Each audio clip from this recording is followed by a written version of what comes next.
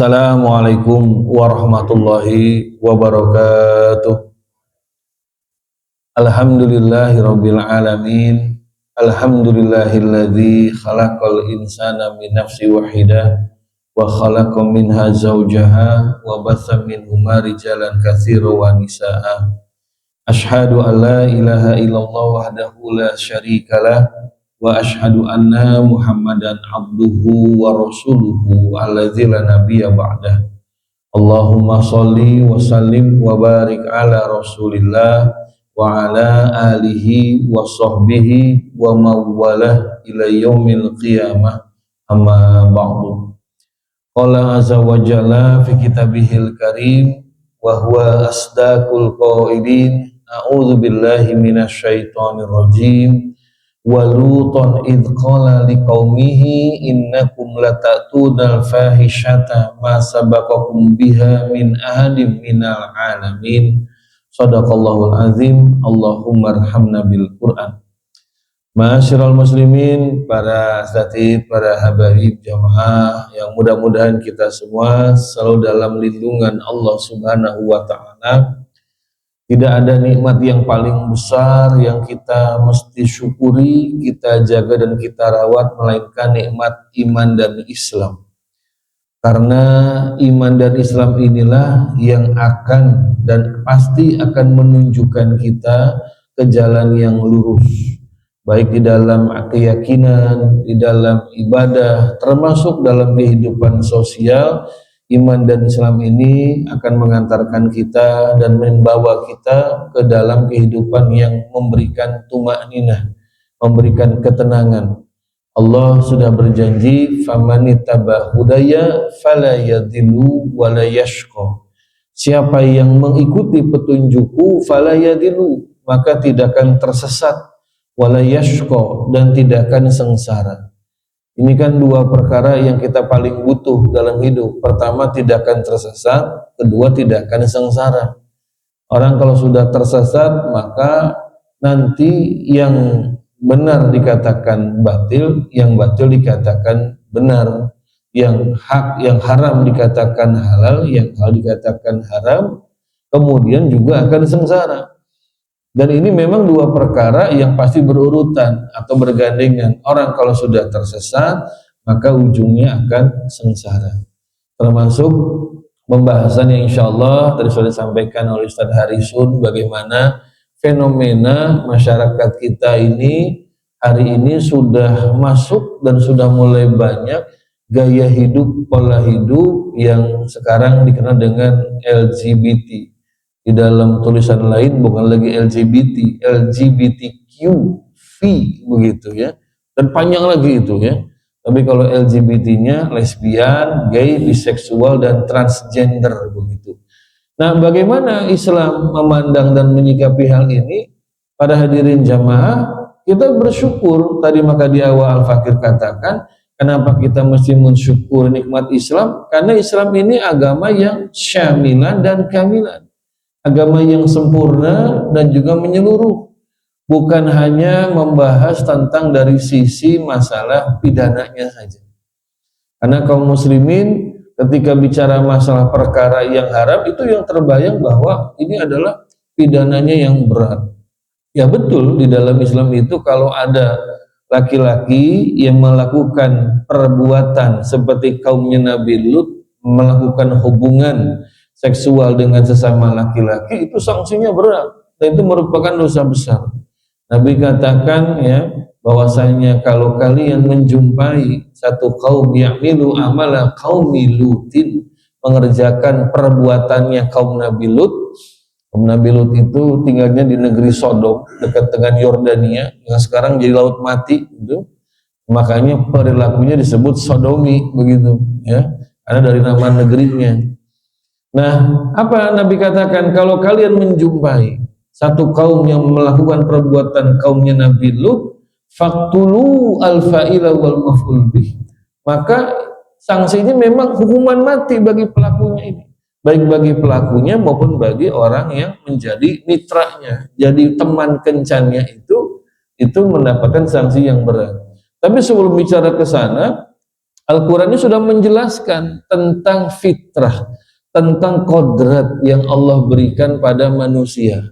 Yang Allah sampaikan dalam Quran surat At-Tin, laqad khalaqnal insana fi ahsani taqwim. Sungguh kami ciptakan manusia itu dalam bentuk yang sempurna. Di antaranya apa? Allah ciptakan manusia itu, inna khalaqnakum min dzakari wa unsa. Manusia itu Allah ciptakan ada yang laki-laki dan ada yang perempuan. Adanya penciptaan dari Allah laki-laki dan perempuan, ini ada maksud dan tujuan. Ada yang Allah ingin berikan sebagai tanda kekuasaan dari Allah, dan juga sebagai yaitu tujuan mengapa diciptakan kamu itu manusia min zakari wa unsa. Apa diantaranya? Allah sebutkan dalam Quran surat An-Nisa yang pertama, ayat yang pertama Allah sampaikan apa itu? Itu nanti akan berkembang biak. Allah sampaikan, ya ayuhan nasu taqur rabbakum, ya ayuhan nasu taqur rabbakumul ladzi khalaqakum min nafsin wahidah. Wahai manusia, bertakwalah kepada Allah Tuhanmu yang menciptakanmu dari jenis yang satu, yaitu Adam alaihissalam. Wa khalaqa minha zaujaha, dan dari Adam itu Allah ciptakan zaujaha, pasangannya. Ya, kemudian bagaimana? Wa batsa minhuma, dari keduanya Allah tumbuh kembangkan. Allah kemudian jadikan yang namanya regenerasi, reproduksi, rijalan katsira wan nisaa, laki-laki, anak laki-laki yang banyak dan juga anak perempuan. Jadi tujuan penciptaan laki-laki perempuan itu Allah sebutkan di dalam Al-Quran, salah satunya adalah untuk apa? Untuk wabatsa minhuma rijal, untuk terjadinya reproduksi dan regenerasi. Sehingga alam semesta ini itu dapat terpelihara karena umat manusia terus berkesinambungan, memiliki keturunan, memiliki umat, memiliki bangsa yang terus berkembang sehingga ada yang merawat dan menciptakan, merawat dan memelihara alam semesta ini. Itu diantara tujuan mulia yang Allah berikan di dalam penciptaan umat manusia ini, ada laki-laki dan ada perempuan. Selanjutnya Allah Ta'ala juga dengan menurunkan Islam ini ingin memberikan satu kebaikan bagi umat manusia.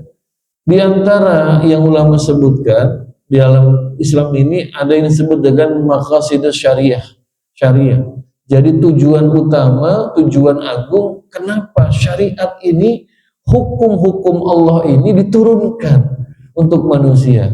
Di antaranya sebutan oleh para ulama, muhafadzah ala nasab wa nasal, untuk memelihara garis keturunan dan memelihara juga nasab, kelahiran. Bahwa kalau tanpa kelahiran manusia ini bisa punah ini.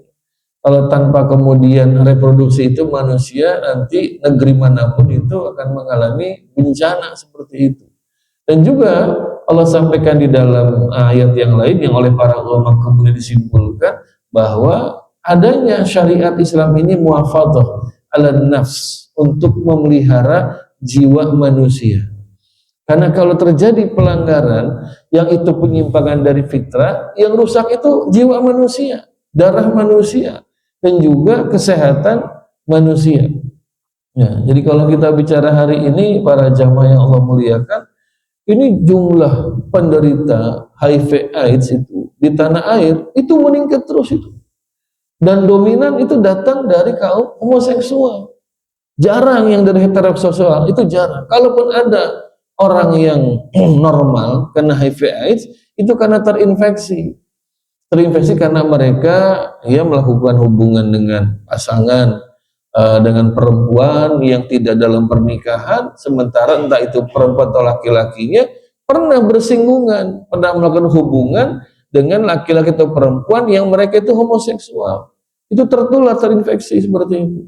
Tapi dominan bahwa kemudian penyebaran HIV AIDS itu lebih banyak terjadi di kalangan gay atau di kalangan homoseksual.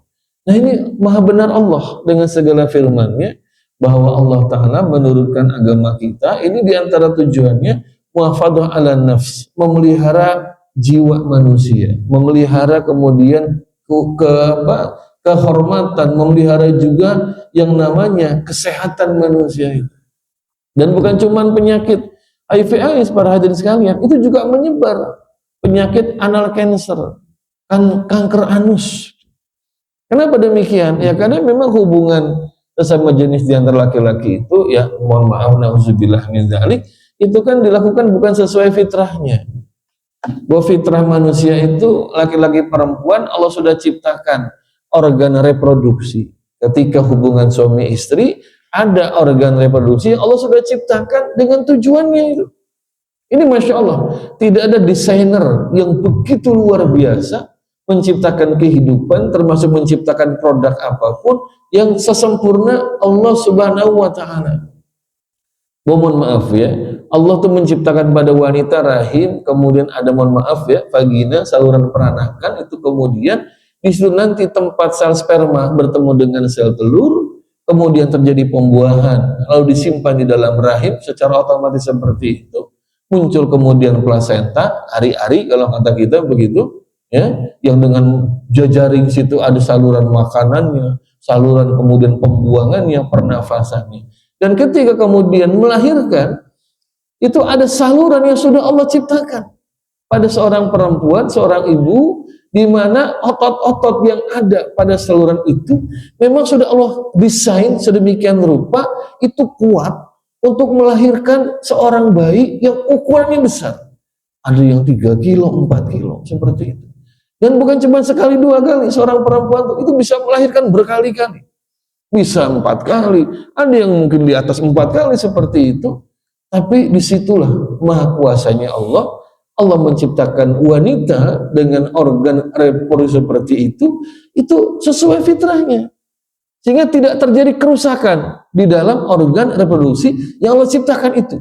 Walaupun melahirkan lebih dari 1, lebih dari 2 bayi yang dalam rahim, dari rahimnya tersebut. Itu Masya Allah. Sementara kalau sudah menyimpang dari itu, nah ini, maka akan muncul berbagai macam tadi yang Allah sebutkan. Fala yadillu wala yashqa. Tidak akan tersesat, tidak akan sengsara. Yashqa di situ juga bisa sengsara berupa kesehatan. Gangguan kesehatan, penyakit datang, salah satunya kenapa? Karena tidak itiba, tidak mengikuti petunjuk dari Allah Subhanahu wa Ta'ala. Dalam makan saja Allah perintahkan kita kulu washrobu halalan thayyiban. Kita diminta makan yang, minum yang halal dan yang thayyib. Yang halal saja tapi enggak thayyib, maka itu jadi penyakit buat kita. Ya kan, sekarang ini kan banyak dokter merawat anak-anak muda umur 30, penyakitnya apa Pak? Diabetes Pak.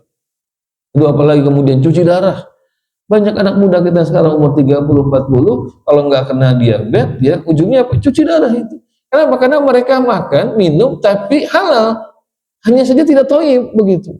Gula itu di mana-mana seperti itu. Itu kan ngeri itu. Itu baru dalam masalah makan, sekalipun halal, tapi tidak mengikuti petunjuk Allah, halal tapi tidak thayyib, itu datang penyakit.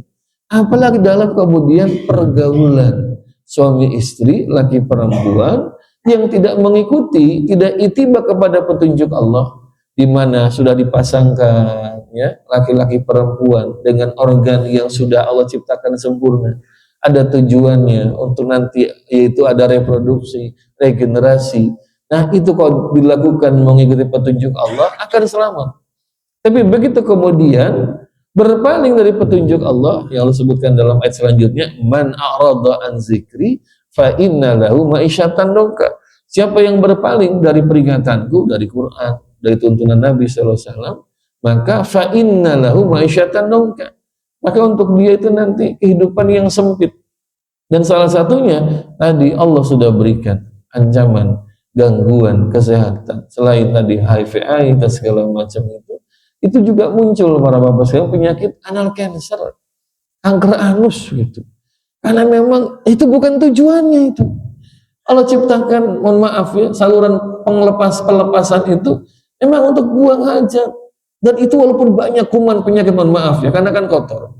Kuman penyakit, tapi itu kemudian bisa kuat, kebal itu. Dari kuman penyakit, kita diajarkan istinja, kemudian diajarkan taharah, itu bersih. Bahkan sebagian ilmuwan itu menyatakan tangan kiri kita itu Pak, ini lebih kebal dari penyakit, dari virus itu, dari bakteri. Makanya dipakai untuk kemudian, mohon maaf, istinja itu kan, untuk cebok segala macam ini. Termasuk, mohon maaf ya, di anus kita itu walaupun banyak penyakit karena situ tempat pembuangan kotoran, tapi lebih kebal. Tapi jangan coba-coba kemudian, kalau maaf ya, nauzubillah, yang masuk ke sana itu yang bukan peruntukannya itu. Ya. Ibarat kata, ini ngisi bensin bukan di tangki, di knalpot begitu. Meleduk gitu, Pak. Maka Allah Maha benar dengan segala firman-Nya dan dengan Maha kuasa dengan segala ciptaannya itu. Begitu yang masuk ke sana itu bukan peruntukannya, bukan sarananya, pasti itu akan rusak itu. Dan itu betul terjadi. Muncullah macam-macam penyakit yang sebenarnya HIV AIDS, anal cancer. Maka ini bukan sesuatu yang kodrati.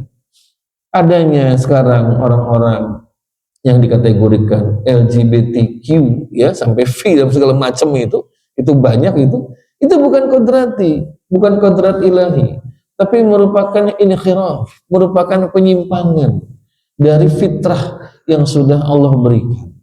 Nah, ini kan belakangan yang mana temanya saya sampaikan ke para bapak sekalian, karena ini belakangan lagi ramai lagi.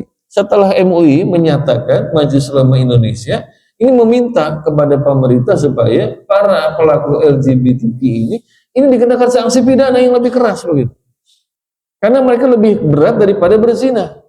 Di dalam Islam, orang berzina kalau dia masih single, masih bujangan, masih gadis, berzina sanksinya sanksi jilid 100 kali. Tapi kalau sampai melakukan namanya hubungan homoseksual, itu hukuman mati. Nah, ketika MUI meminta kepada pemerintah supaya ada sanksi yang lebih berat bagi LGBTQ ini, itu muncul respon kemudian. Muncul penentangan yang luar biasa. Ada sekitar 37 LSM itu ormas yang menentang fatwa MUI ini. Termasuk majalah Tempo itu juga menentang.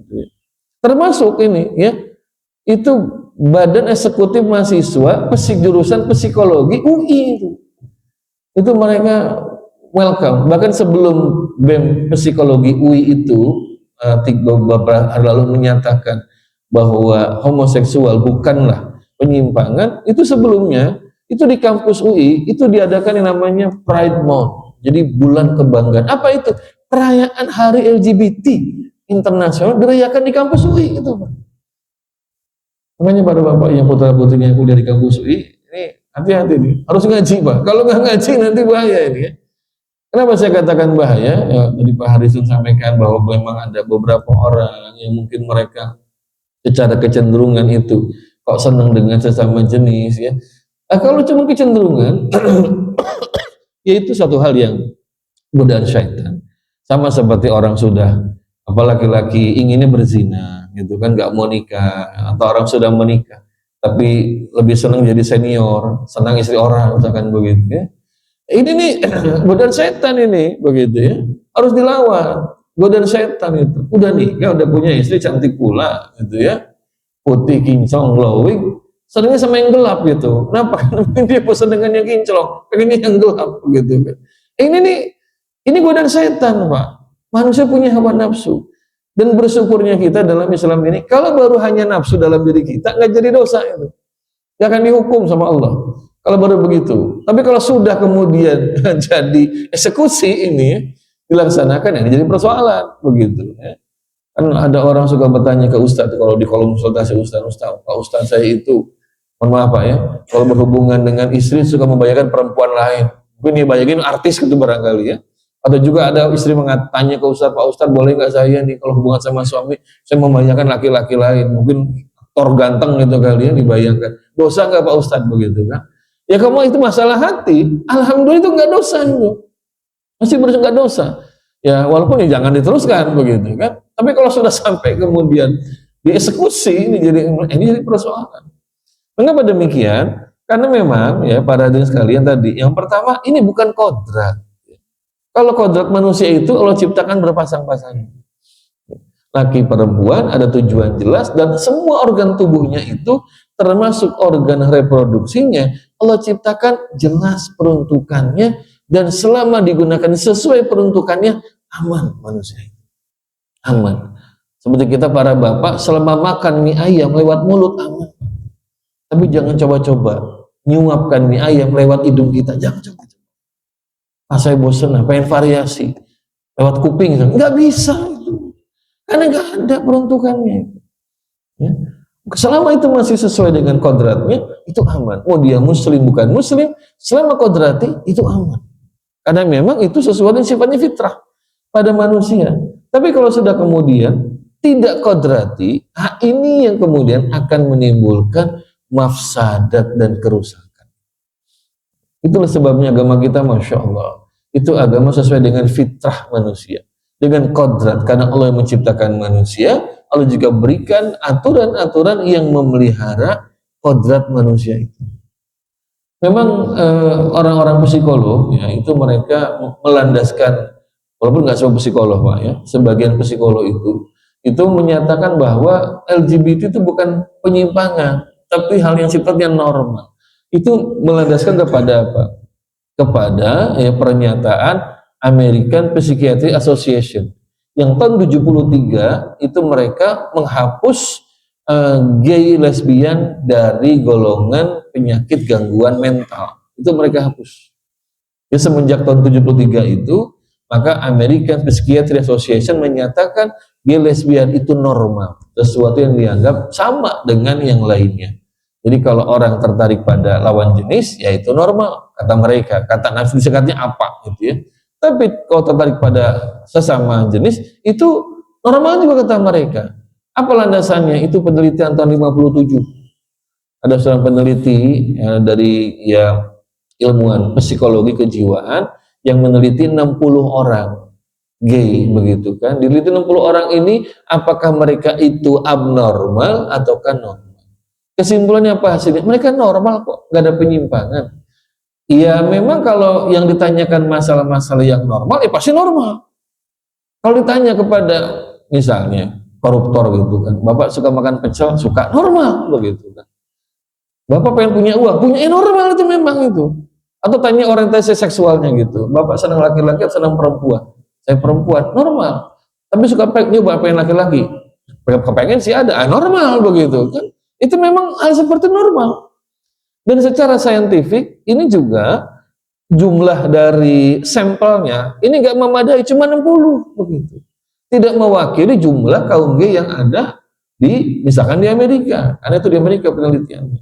Jadi para hadirin sekalian, ketika kita bicara dari sisi saintifik, ini juga memang banyak sekali kemudian perdebatan dan pertentangan. Apakah ini memenuhi metodologi ilmiah ataukah tidak begitu ya.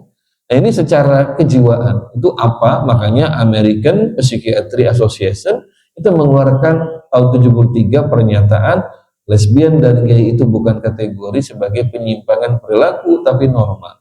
Tapi sekali lagi ini kan secara kejiwaan. Berikutnya itu muncul kemudian menyatakan bahwa secara genetis ini merupakan perkara yang kata mereka disebut sebagai genetik atau DNA born gay. DNA-nya itu membawa karakteristik sebagai gay. Tapi tahun berikutnya itu diteliti lagi, telusuri lagi itu nggak ketemu DNA yang khusus nih pada Bapak yang jurusan biologi molekuler ya. Itu bisa baca, atau dulu kita waktu SMA belajar biologi tentang kromosom itu ya. Itu nggak ketemu di mana letak itu kan, dan seperti apa bentuk kromosom atau DNA yang membawa sifat dari yang namanya gay atau lesbian. Itu nggak ketemu. Dan lagi pula gitu ya, ini kan sesuatu yang sifatnya saintifik. Namanya metode saintifik itu para hadirin sekalian, itu peluang salah tetap ada. Makanya ada ambang batas toleransi kesalahan di dalam metodologi penelitian. Kan gitu ya, ini para bapak yang peneliti pasti sudah tahu itu. Namanya apa, standar baku penelitian itu ada batas toleran berapa persen kekeliruan di dalam penelitian. Ya, itu ada begitu. Artinya penemuan saintifik itu sesuatu yang kebenarannya tidak mutlak, ya, yang tidak selamanya itu kemudian benar. Ya. Kan kita juga sering kali bertemu dengan yang begitu. Kita dulu disampaikan, ini contoh aja Pak ya, bahwa yang namanya mecin itu bahaya buat kesehatan, ya, buat otak begitu. Nah kemudian ya istri saya ketemu ya sama orang yang kerja di satu pabrik MSG begitu kan. Mengatakan, enggak Bu, itu enggak betul Bu, ya. Itu enggak betul, mesin itu bisa merusak kesehatan. Nah, ini jadi dua pertentangan seperti itu ya. Jadi kalau yang bicara tentang saintifik, itu sesuatu memang yang pasti ada peluang salah, ada peluang benar. Ya, apalagi kalau ternyata secara metodologi itu tidak memenuhi syarat-syarat yang ilmiah, yang saintifik, itu maka bisa dibantah seperti itu. Tapi ya kita tentu tidak bicara saintifik. Kenapa? Karena dalam kehidupan kita ini sebagai kaum muslimin dan muslimah, yang kita harus pegang adalah ya tentu kebenaran yang mutlak, kebenaran yang datang dari zat yang tidak punya tendensi apapun, yang tidak punya kepentingan apapun. Bahkan zat ini kepentingannya apa? Menyelamatkan manusia. Begitu. Itu adalah Allah Subhanahu wa Ta'ala. Karena kalau bicara tentang opini yang datang dari alam pikiran kita manusia, ya, itu pasti kita ini rata-rata punya tendensi pribadi, punya keinginan pribadi. Hari ini mungkin ya di Amerika Serikat sudah muncul pernyataan dari tadi Asosiasi Psikiater Amerika bahwa lesbian dan gay bukan penyimpangan perilaku seksual. Nanti berikutnya para bapak sekalian, ya, itu bukan tidak mungkin. Yang namanya incest, nah, ya, hubungan sesama anggota keluarga, itu bukan nggak mungkin akan dinyatakan normal itu. Ketika apa? Ketika semakin banyak orang melakukan incest di beberapa negara, para hadirin sekalian, itu memang sudah dilegalkan. Yang namanya pernikahan, hubungan seksual dengan yang masih anggota keluarga, kecuali sepupu ya. Kalau sepupu itu memang boleh. Ini yang dengan apa? Dengan anak, ya? Dengan ponakan, begitu. Itu beberapa negara itu sudah melegalkan itu. Nanti berikutnya bisa jadi ya akan ada legalisasi terhadap apa yang namanya kemudian hubungan yang lebih ngeri lagi. Itu kalau kita baca ya ilmu kejiwaan tentang penyimpangan perilaku seksual, Pak, itu macam-macam.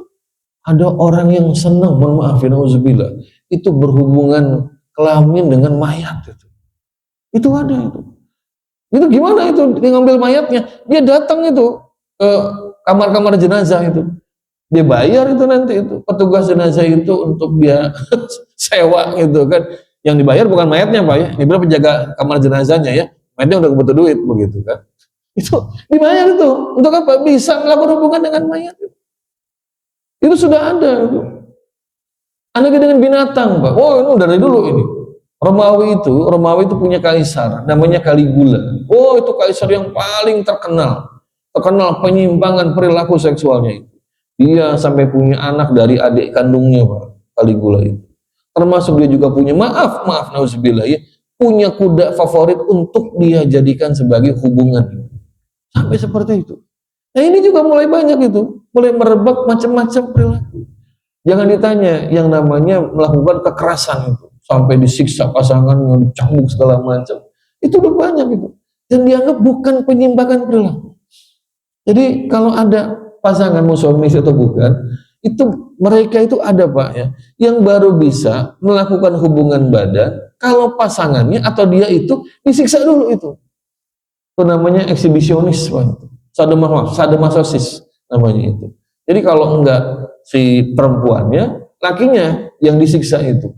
Jadi semakin disiksa, itu semakin dia muncul birahinya itu. Wih, ngeri ini. Jadi Masya Allah, hati-hati. Ini muncul itu. Dan itu bukan dianggap penyimpangan. Itu dianggap normal. Dalam pandangan psikiater dan ilmu psikologi, itu dianggap normal seperti itu. Jadi walaupun disiksa, dicambuk segala macam, dirantai itu kan, kita mereka itu normal. Nah, ini kan dalam agama kita, Masya Allah, ini diberikan tuntunan yang luar biasa. Begitu. Kita ini dengan pasangan, dengan istri, Allah bilang, ya nisa'ukum harsulakum, fa'tu harsakum anasyiktum. Bahwa istri-istrimu sawah ladang, silahkan kamu datangi dengan cara yang kamu mau, begitu. Para ulama tafsir menjelaskan ini kebolehan suami itu menggaul istrinya dengan cara apa saja, ya selama bukan pada sedang haid, atau kedua lewat belakang, lewat tubuh, karena itu haram. Bagaimana kalau menyakiti? Ya nggak boleh. Nabi katakan hiyarukum linisa'im, sebaik-baik kamu yang paling baik pada istrinya, begitu. Jadi nggak berarti kemudian karena istri itu sawah ladang, itu nggak boleh itu. Ini ada batasnya di sini. Anak Islam memuliakan manusia.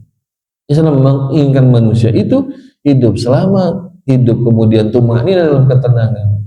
Nah, pada hari jamaah Allah muliakan, kita melihat bahwa sekarang ini memang kampanye terhadap kampanye LGBT ini semakin marak, semakin masif. Karena ini gerakan global, gerakan global. Yang mensponsori salah satunya siapa? PBB. PBB itu mensponsori dan bahkan memberikan dana untuk apa? Untuk kampanye, edukasi, termasuk untuk mengadvokasi, memberikan perlindungan hukum untuk kaum LGBT ini. Padahal yang terjadi di tengah-tengah masyarakat, terutama di Amerika Serikat, Pak, itu saya baca, itu kasihan. Banyak anak-anak remaja yang mereka dicekoki, karena sekarang di beberapa negara bagian Amerika Serikat itu, LGBT sudah masuk jadi kurikulum, Pak.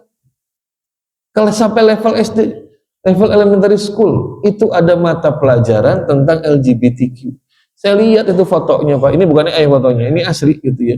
Itu gurunya transgender, laki-laki, bewokan, ya, dadanya berbulu, gitu ya, pakai baju perempuan. Dia ngajar depan anak-anak SD itu tentang LGBT. Ngeri kalau saya terus terang. Dan itu kemudian masuk di ruang-ruang kelas, ya, jadi edukasi kampanye. Walaupun banyak orang tua murid yang menentang, maka di sana sering terjadi bentrok demo pro LGBT dengan orang tua murid, itu bentrok itu. Kan orang tua murid menentang, tapi undang-undang beberapa negara bagian itu melegalkan. Harus masuk ke mata-mata pelajaran di sekolah, ya, dari mulai elementary school, high school sampai kampus itu. Apa yang jadi kemudian? Banyak remaja-remaja di Amerika itu akhirnya mereka termakan untuk menjadi transgender. Akhirnya banyak, ya, remaja putri itu operasi, mohon maaf ya, payudaranya karena pengen jadi laki-laki. Yang laki-laki, remaja laki-laki banyak kemudian, mohon maaf ya, mengamputasi kelaminnya itu karena pengen jadi transgender perempuan seperti itu.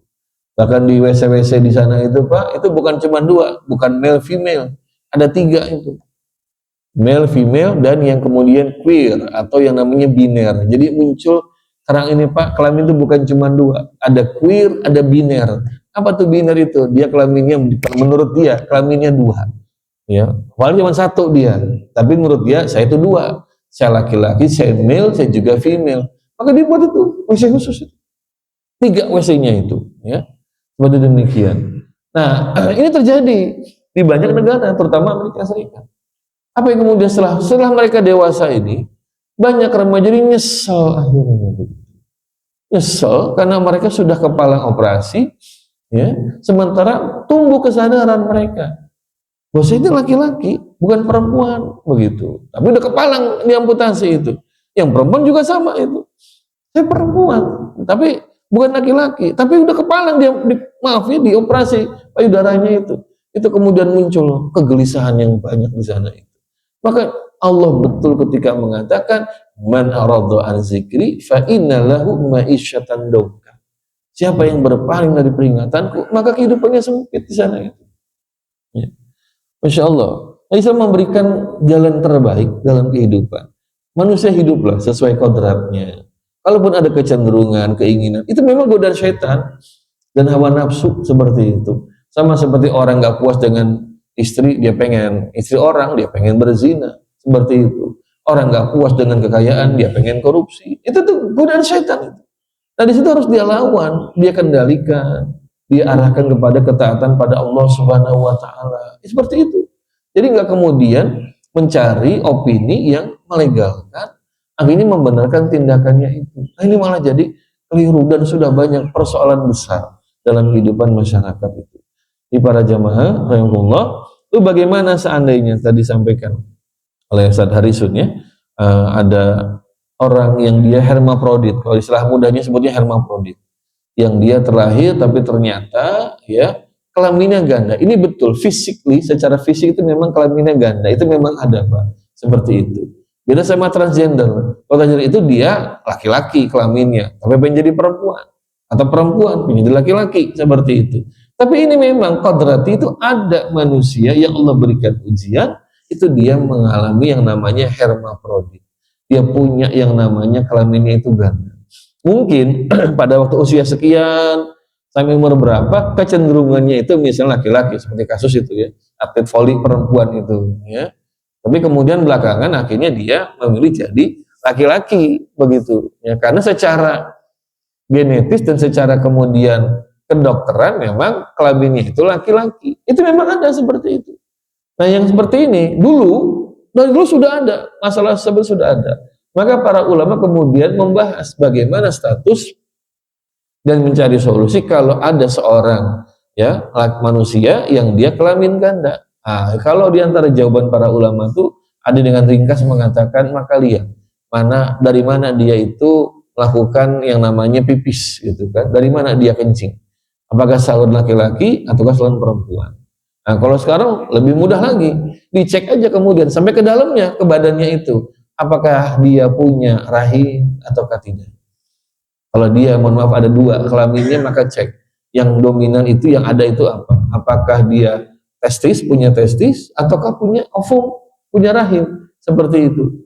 Nah kalau nanti ternyata dia punya kelamin ganda tapi dia punya rahim, maka secara medis dan secara fikih itu dinyatakan dia perempuan. Maka harus kemudian dioperasi dengan penyempurnaan kelamin, bukan ganti kelamin tapi penyempurnaan kelamin. Begitu pula kalau dia itu ternyata ada kelamin ganda tapi nggak punya rahim, malah adanya testis dan juga dicek ternyata dia dominannya laki-laki, maka dia harus melakukan operasi penyempurnaan kelamin menjadi laki-laki. Nah, para hadirin jamaah Allah muliakan, bukan keinginan kita yang kemudian dijadikan sebagai penentu status apakah manusia itu dia laki-laki atau perempuan, tapi lihat secara kodratnya. Kalau kodratnya laki-laki, maka dia harus menjalani hidup sebagai laki-laki. Kalaupun ada keinginan, kecondongan, dorongan hawa nafsu, ingin pada sesama jenis, itu harus dilawan itu. Itulah ujian dari Allah. Begitu Pak, kalau dia perempuan, maka dia jalani hidup juga sebagai perempuan. Kalaupun ada kecondongan, keinginan untuk menjadi seorang lesbian, harus dia lawan, dia kendalikan. Dan perannya apa di sini? Ini peran orang tua. Pertama orang tua untuk mendidik dan juga mengarahkan. Karena seringkali kejadian seperti ini karena orang tua salah didik. Ingin punya anak perempuan, borojo, laki-laki dari akhirnya anak yang bungsu didanarin kayak perempuan. Nah ini yang masalah, begitu. Atau juga karena lingkungan, salah pergaulan, salah milih pertemanan atau pengaruh dari media massa. Karena sekarang ini Pak, ya Allah, Masya Allah, Subhanallah, itu yang namanya LGBTQ dianggap normal, ada normalisasi. Dianggap nggak apa-apa, dia begitu, gitu kan. Nah ini nih, jangan. Justru kita punya kewajiban untuk tawasobil haqqi wa tawasobis sabr, untuk memberikan nasihat pada mereka, membimbing mereka supaya Anda ini laki-laki, maka harus tampil sebagai laki-laki, didik sebagai laki-laki. Kalau Anda perempuan, maka tampil sebagai perempuan dan didik sebagai perempuan. Berikan konseling, berikan bimbingan oleh para psikolog yang muslimah agar kemudian bisa paham dengan kodratnya sebagai laki-laki atau sebagai perempuan. Jadi bukan ditentukan oleh keinginan dia. Kalau ditentukan oleh keinginan kita sebagai manusia, ya pasti condongnya pada yang haram-haram begitu.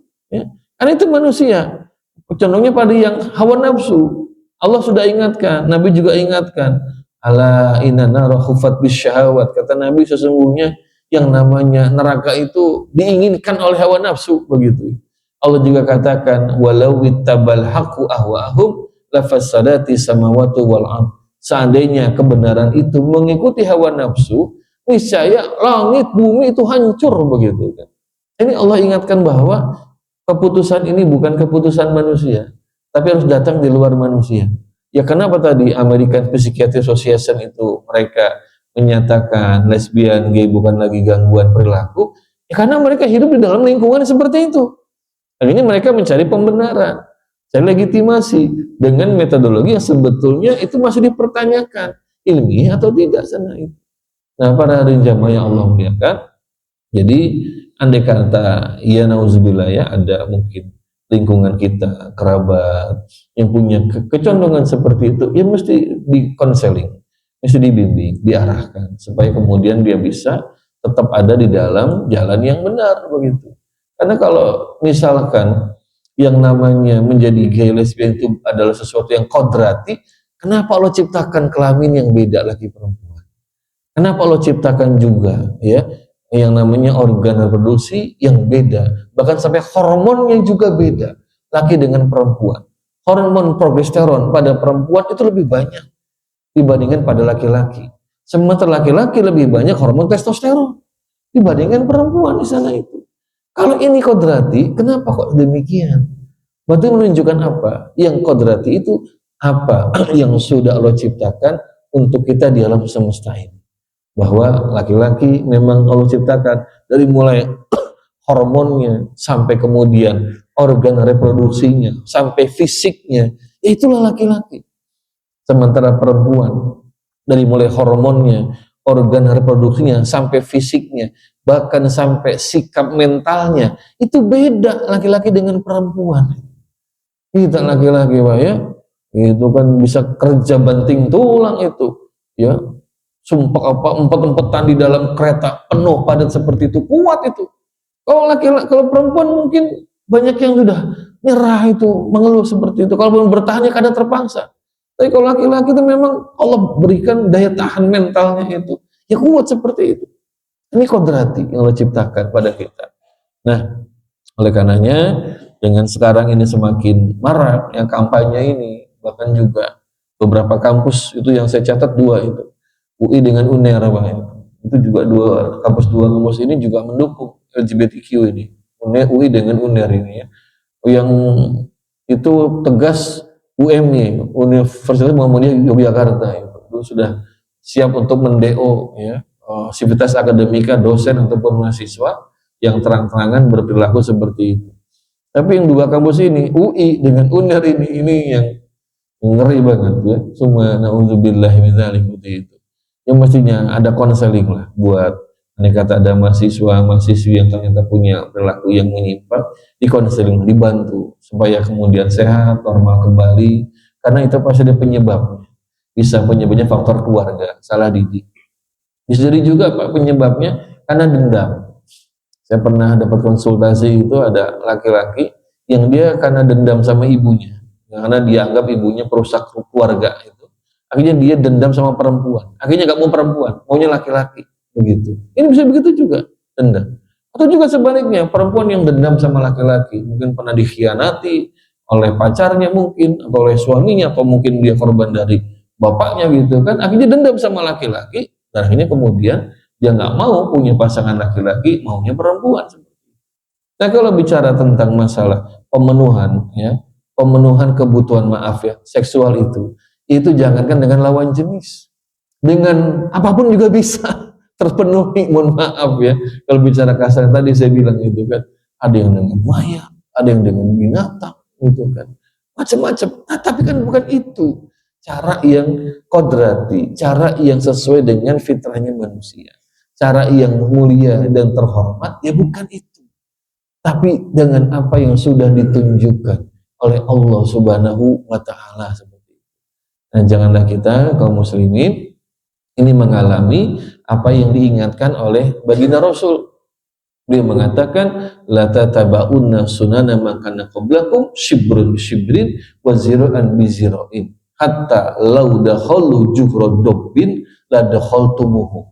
Kata Nabi, kamu nanti akan mengikuti sunnah jalan hidup umat sebelum kamu. Sehasta demi sehasta, ya sedepak demi sedepak. Makin lama makin dekat ya. Sampai-sampai kalau mereka masuk lubang biawak, celaka, hancur maksudnya, kamu juga ikutan masuk di sana itu. Nah, jangan sampai kaum muslimin ini juga mengikuti seperti itu.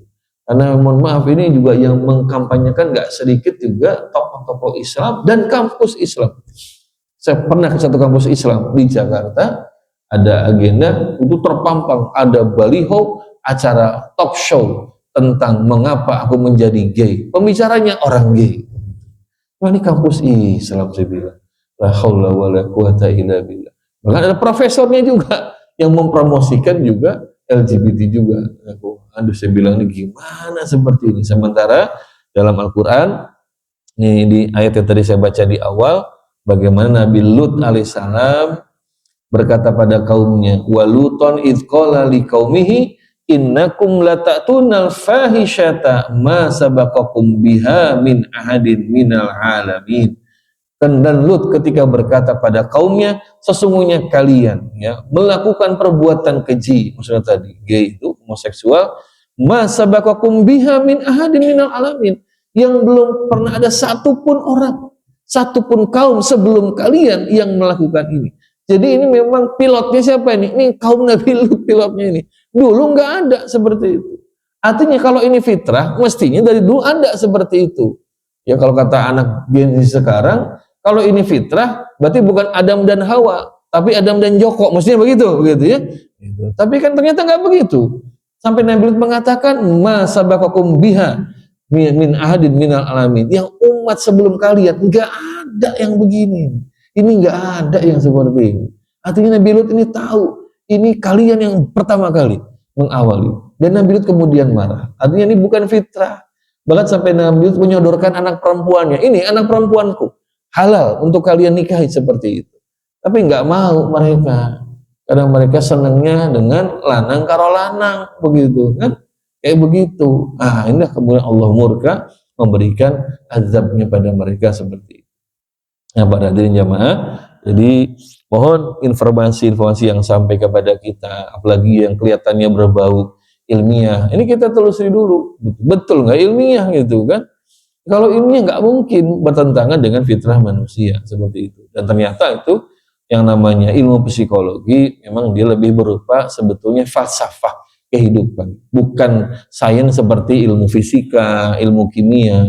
Kalau ilmu fisika kimia itu penelitiannya itu ya bisa 90% benar, tapi kalau ilmu sosial seperti psikologi, itu memang sulit ditelusuri kebenarannya karena sifatnya berhubungan dengan manusia yang punya tendensi sesuatu. Ya tadi apa itu yang dia menyatakan ini bukan penyimpangan perilaku karena mereka sudah condong pada LGBTQ sampai dia mengatakan ini bukan penyimpangan perilaku. Ya na'udzubillah min dzalik. Hanya kita banyak doa terutama untuk anak-anak kita ya. Nah, anak kita ini Masya Allah tantangannya makin berat Pak, ya, makin berat ya. Dan juga untuk kita juga keluarga, karena Masya Allah ini banyak rumah tangga sekarang rusak, selingkuhnya bukan karena dengan lawan jenis Pak, tapi dengan sesama jenis. Itu beberapa kali saya temui kasus itu perselingkuhannya dengan sesama jenis. Ada ibu-ibu itu dia curhat kepada teman saya, ya Ustaz, suami saya selingkuh, dia bilang. Saya pulang dari kantor, masuk rumah, buka pintu kamar, suami saya lagi berhubungan dengan laki-laki di atas ranjang. Na'udzubillah.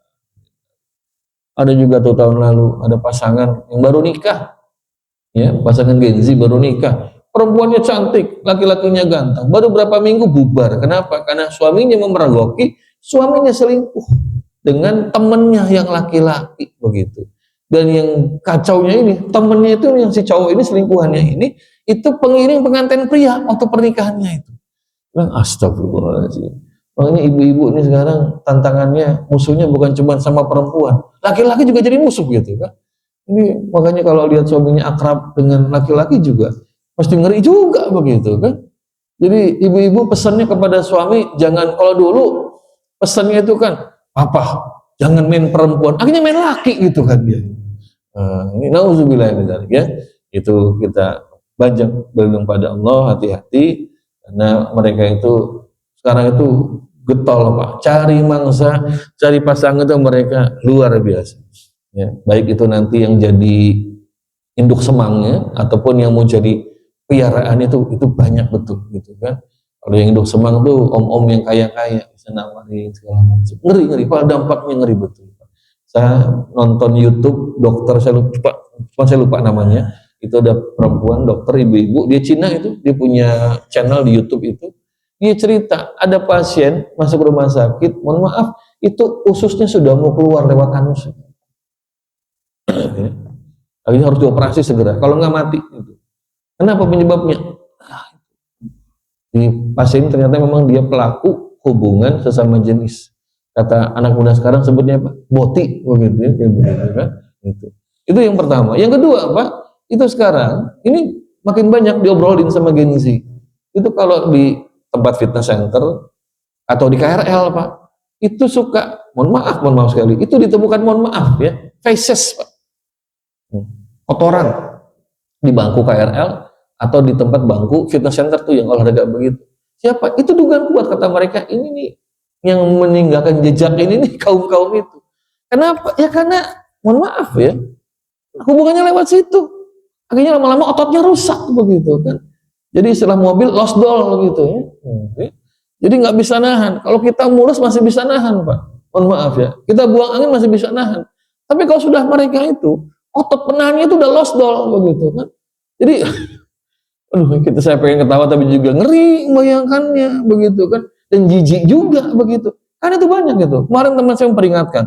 Saya cerita karena saya pernah pulang malam naik KRL jam setengah 12. Teman saya bilang, Pak Iwan hati-hati. Kalau pulang jam segitu itu suka sekarang banyak bau-bau ini tinja kata dia gitu kan. Udah apa itu? Itu Pak Iwan orang-orang itu. Mungkin mereka sakit perut mulus gak ketahan, udah lost doll gitu kan. Karena ya remnya udah nggak pakem gitu Pak ya. Ya mau direm malah loss begitu kan, karena udah dol. Nauzubillah min dzalik.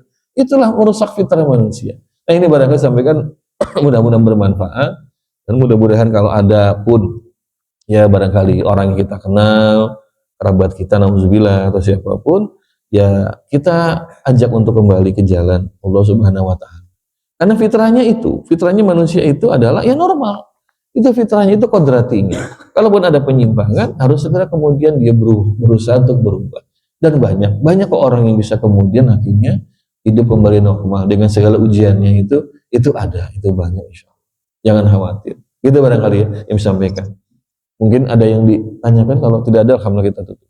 Cukup alhamdulillah, mudah-mudahan kita bisa melindungi keluarga kita, jaga anak-anak kita, juga menjaga diri kita ya dari kehidupan sekarang ini. Kita tutup dengan tutup majelis. Subhanakallahumma wa bihamdika asyhadu an la ilaha illa anta astaghfiruka wa atubu ilaik. Assalamualaikum warahmatullahi wabarakatuh.